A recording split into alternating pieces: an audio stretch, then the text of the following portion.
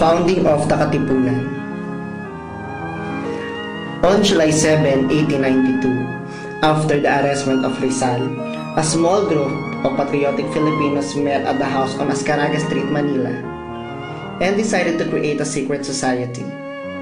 These men were Andres Bonifacio, Teodoro Plata, Valentin Diaz, Ladislao Diwa, Deodato Arellano, and one or two others. All of them belonged to the lower class of society.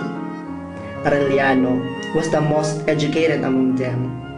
They organized a society called Kataas-Taasan Kagalang-Galangang na Katipunan ng mga Anak ng Bayan.